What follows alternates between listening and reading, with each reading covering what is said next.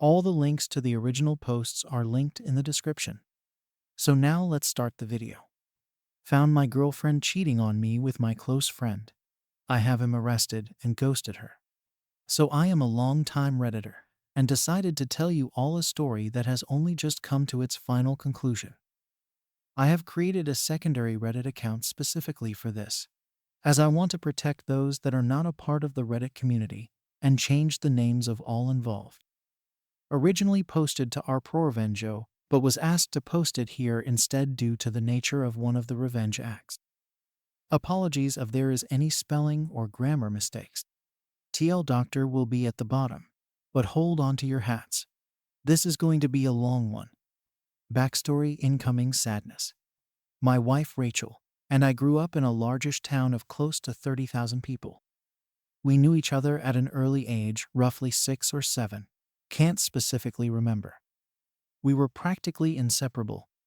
At 16, we started dating each other. When we turned 18, we moved away for work in a city just a few hours' drive away. By 20, we were married and had bought our first house. At 22, we discovered that she was pregnant with a boy. It was then disaster struck. About 5 weeks before she was due to go on maternity leave, a large shelving unit collapsed and crushed her. I was told that both her and our child were killed instantly. 2 of her colleagues had also been injured in the accident, one left paralyzed, the other losing his leg after it had to be amputated.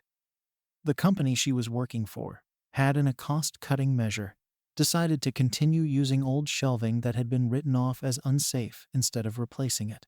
I still haven't quite forgiven those executives and management personnel that made that decision, because they cut short the love of my life, as well as killing our unborn child. It wasn't long after I was told I had a choice on how to proceed with what her company called compensation. But I called it blood money. They wanted to settle out of court to avoid a lawsuit. I, on the other hand, was out for their blood. Just to clarify here, this is not the revenge. This is still backstory.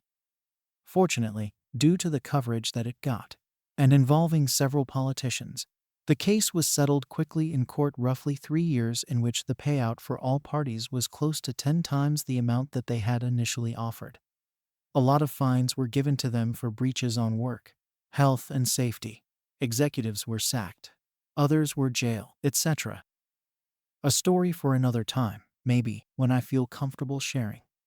In this time, I was still working my job in telecommunications. My mother, bless her soul, had moved in while all this was happening to help me. I think I would have fallen apart if she hadn't been as involved as she was.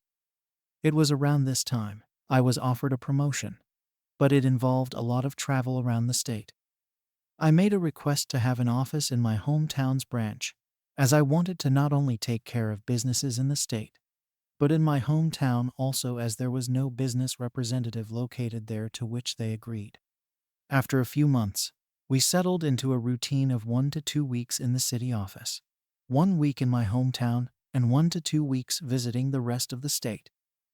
After a year, I decided to buy a house in my hometown, so I wasn't having to stay at my parents' place every week, or so that I was home and that I could come and go as I pleased.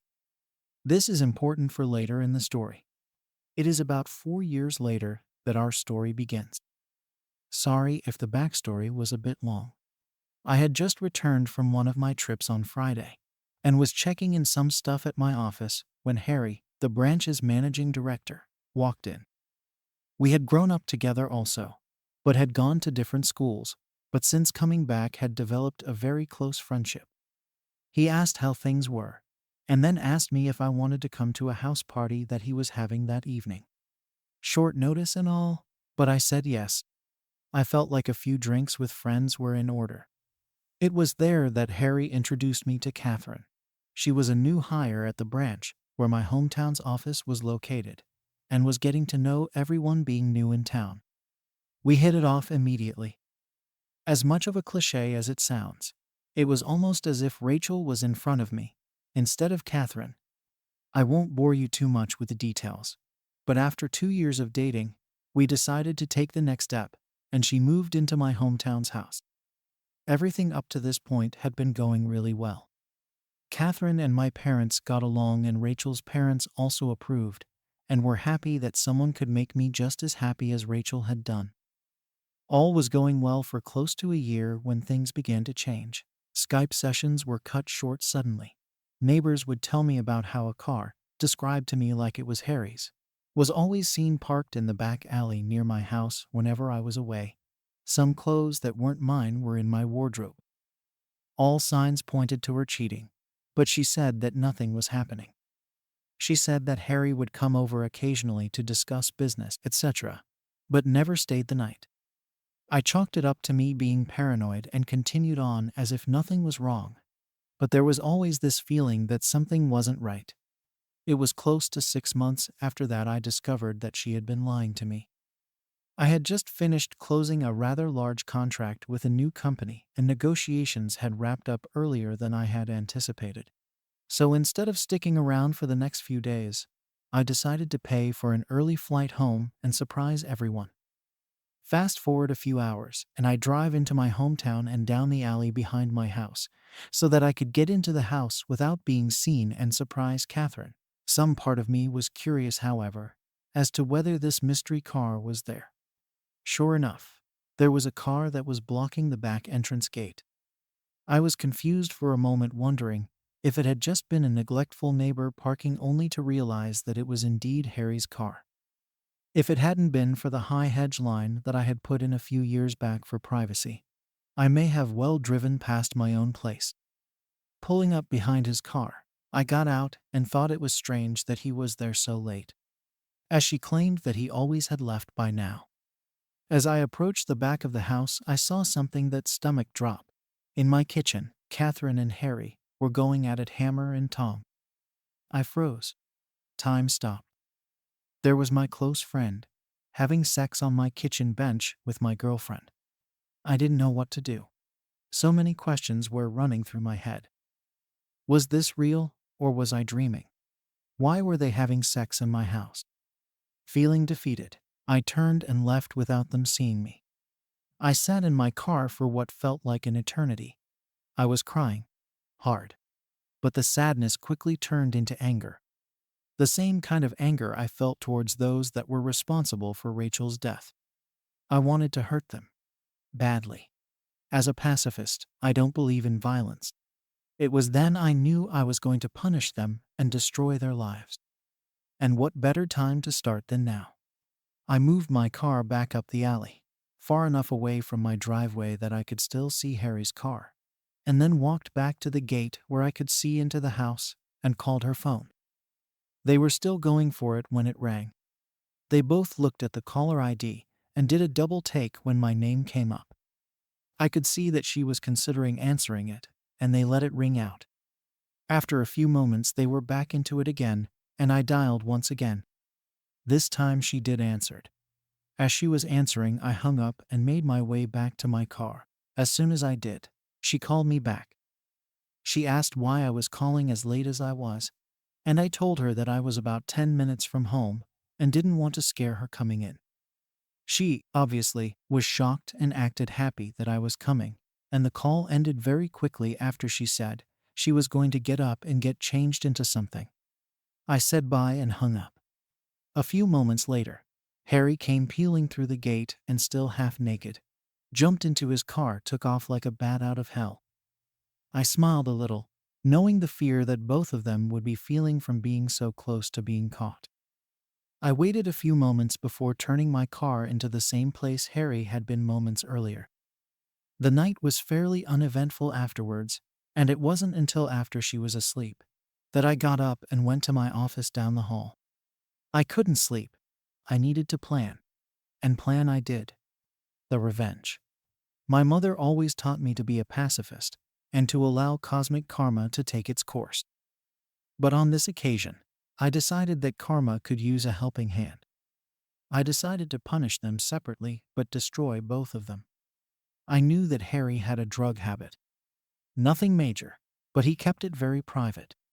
I only knew about it accidentally after seeing some coke and weed left out in his place, but pretended I hadn't seen it when he had made attempts to cover it up. I began calling some of my more unsavory clientele and made a few discreet inquiries into obtaining some samples that they were willing to part with. A few days later, I had a decent enough stash for my plan to work. About a month later, I had friends, including Harry, around for a barbecue night. After making sure that I sufficiently liquored up Harry, I told him to stay the night and sleep it off. In the early hours of that morning, I took the drugs and an assortment of my personal belongings and placed them at various places around his car, with the biggest stash in his tire well. Confident that he wouldn't find them over the few months as the rest of my plan took effect, I locked the car up and went inside to sleep. I also placed some more drugs and personal items in his house after driving him home because he was still too drunk to drive. A few days later, I staged a break-in by smashing the back pane of my back door into my kitchen and leaving it open before heading back to the city for a flight. I had several messages the moment I landed. One from my clearly panicked mom, who had found the back door smashed open and had called the police. One from Catherine in tears, and one from the local police asking me to call. After returning all the calls, I informed the police I was away on business and that I would be back the following week to talk with them. While away, I got Catherine to stay with my parents until after I got back and asked my dad to organize one of the local security companies to install cameras and an alarm system after getting the go-ahead from the police as to not ruin the scene of the crime. After getting home, I did the usual, "My God, I can't believe this has happened," and "Why would anyone do this?" routine. After doing a thorough check of everywhere, finding that the items I had taken were missing, and filing a police report, I had the security company's rep talk Catherine, and I through how the cameras and alarm system worked. Then came the question I had been waiting for. The question of what happens if we are doing some business and don't want it recorded. She acted a bit shy asking this question, but I knew exactly the reason she was asking. He assured us that this was a question he got asked a lot, and we were shown on the home computer, if we wanted to be doing things without it being recorded, how to stop the recording for certain cameras, so that we could protect her modesty. As I was walking him out, I asked him if cameras were turned off. Could a notification be sent out, just as a security precaution? He came back in and helped me through how to set up email notifications and left shortly after. Fantastic. All I had to do was wait. At this stage, I approached our legal advice for some help in relation to couples law in my country. I needed to make sure that my upcoming plan could legally be done, and that I would not be forced to pay out any money or equity to Catherine, as I didn't know if we were classified as a de facto couple or not. Being the sole benefactor of Rachel's estate, I didn't want to be left with any nasty surprises where Catherine could take any of the estate away from me. Shout out to those guys and gals there as they helped me get in contact with a great lawyer who assured me, due to the fact that although we had been dating for close to 4 years, we had not been living together long enough to be classified as de facto. And because I was paying all the utilities on the property that she was living in and didn't pay rent, showed that she had no legal standing to make a financial claim against me. Just to be sure though, he drew up what I felt was a pretty ironclad document, just in case there was any legal trouble.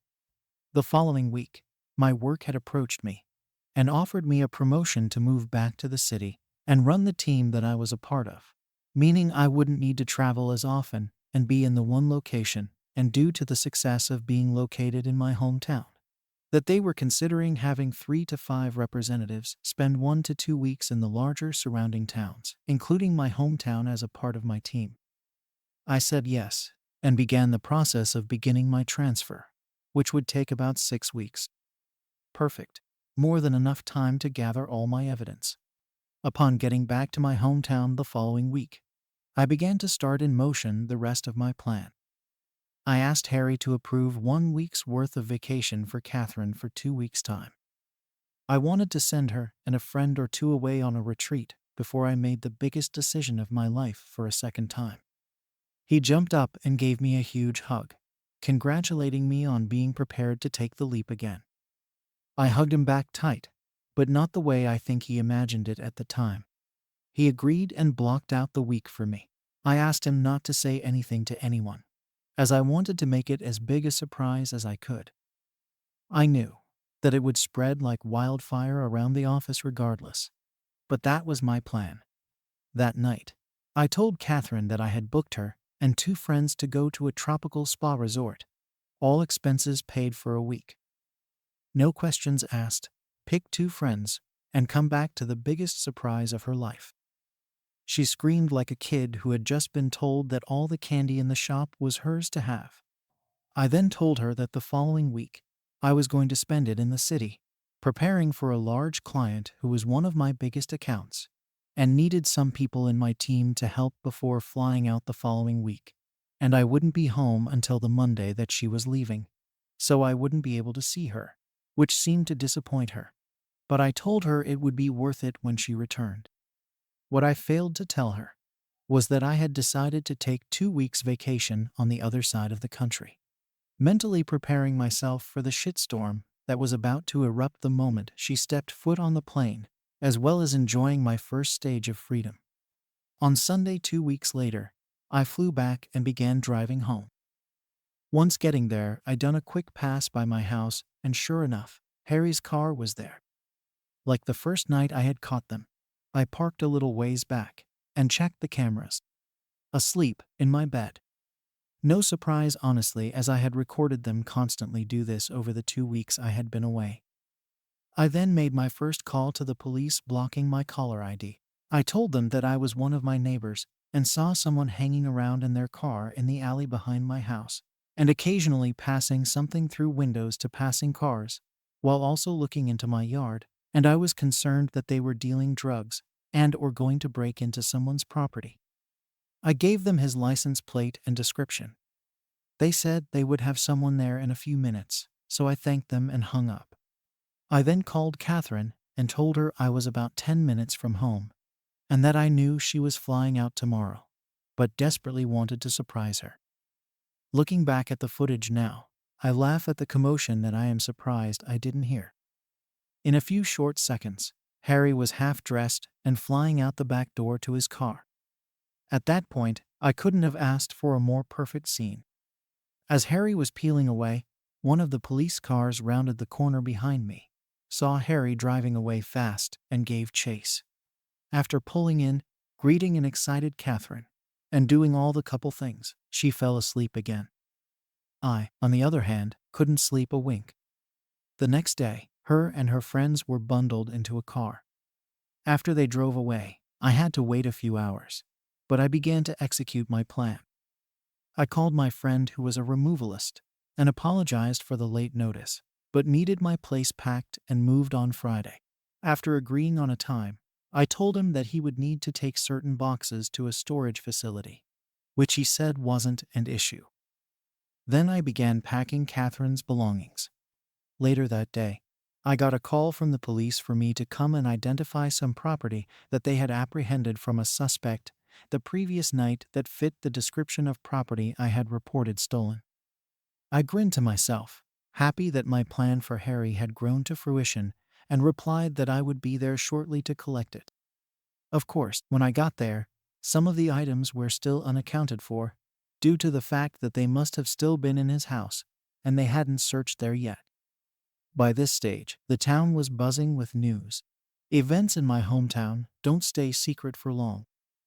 Harry was disgraced and promptly fired for his possession of drugs and stolen property, and our respective bosses on behalf of the company had extended a formal apology towards me during the week. That night, I went to my parents' house and told both mine and Rachel's parents what had happened, omitting certain details, and that I was moving back to the city after being promoted. But Catherine wouldn't be a part of it. They were pretty upset initially that I hadn't let them know what was going on, but were happy that I was handling everything maturely and hadn't sunk to their level. Thought they didn't agree with ghosting Catherine. But after some drinks, laughs, and tears, I went home. On Friday afternoon, after a busy week of organizing cleaners for the following week, the real estate to put my house on the rental market, and various other tasks at my hometown's office, I packed some things into my car and drove to my parents' place and said goodbye before the drive. Before leaving, I went to Becky's house. Becky had been one of Rachel's closest friends growing up. She was the only other person who knew what was happening, minus the details about Harry. Without her help, I wouldn't have been able to organize everything as quickly as I had. I gave Becky a large manila folder with my gathered evidence of her cheating, as well as the letter and a few other legal documents from my attorney stating that she was ordered not to contact me, and the details of how to access her belongings located at the storage unit I had rented out. After a quick goodbye, I left and drove back to the city. On Sunday, I woke up to several missed calls, voice messages, and text messages. Turns out, Catherine had come home early after being alerted to something being afoot in town, only to find an empty house and a for rent sign out the front. Freaking out, she had gone to my parents, who closed the door on her the moment that they answered, forcing her to call everyone until she managed to somehow be contacted by Becky and told that she had a package for her. I was told that she didn't take too well to that, as I fully well knew at that point from the numerous angry texts and voice messages from her accusing me of setting up Harry, of being deceitful, etc. I was worried that she might show up at my front door, but nothing ever happened. 5 weeks later, after leaving and been promoted, I write this out for you, dear reader. Granted, it's long, and it took a few rewrites to shorten it down from my initial 14 pages, double what this story is now. But I feel that most of what I said was important enough for the story. TL Doctor. After my pregnant wife was killed in a workplace accident, I moved back to my hometown and connected with a woman who, after moving in with me, cheated on me with a close friend. I set him up to take the fall for drug possession, and after sending her away on a spa retreat, rented out my house and left town for a promotion while exposing her as a cheater. Edit. Obligatory thank you, and holy cow, this blew up. Thanks for gilding this account, even though it is a throwaway account that I have no intention of using in the future. I am still at work at the moment, and will, after I finish, answer as many questions as I can, and provide any other updates that come my way. Edit 2.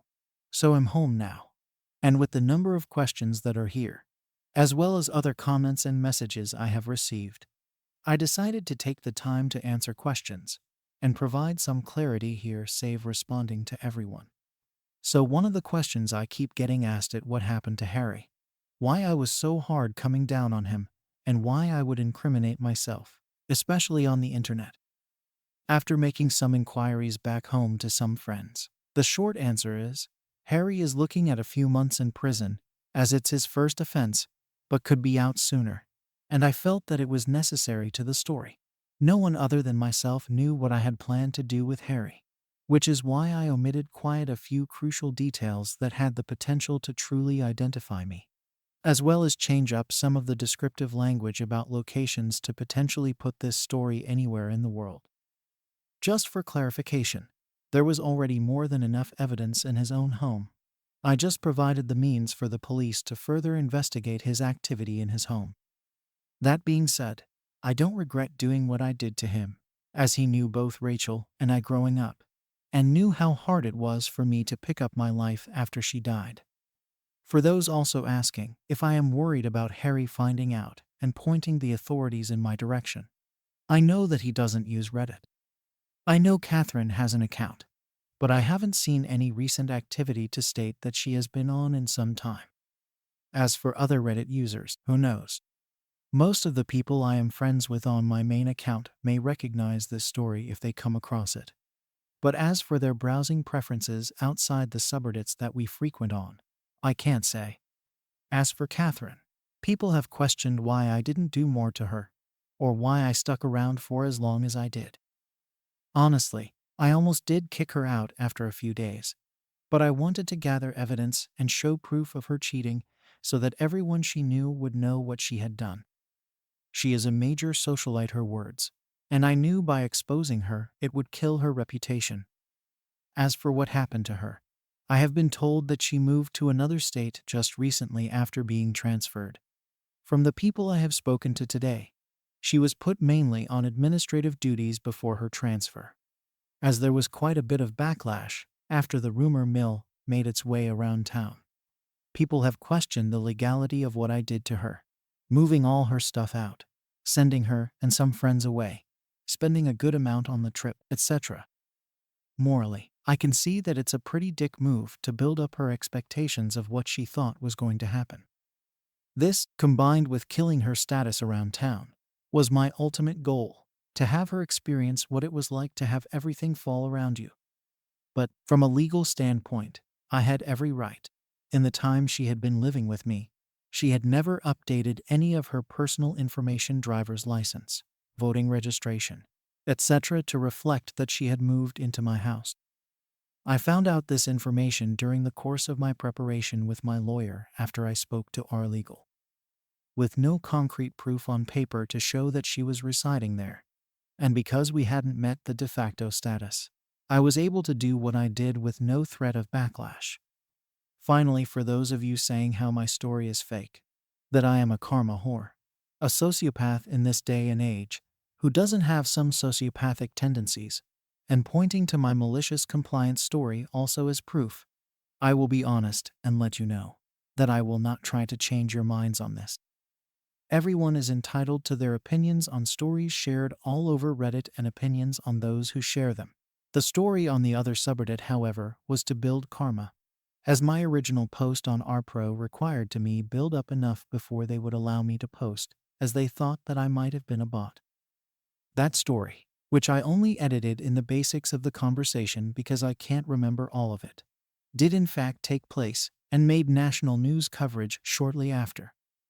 If I ever find the article, I will link it as it was, or was at the time, close to one of the largest roaming bills our company had ever passed on to a customer. If there are any further updates, I will let you know. See y'all. If you don't want to miss out on such stories, please consider subscribing to the channel.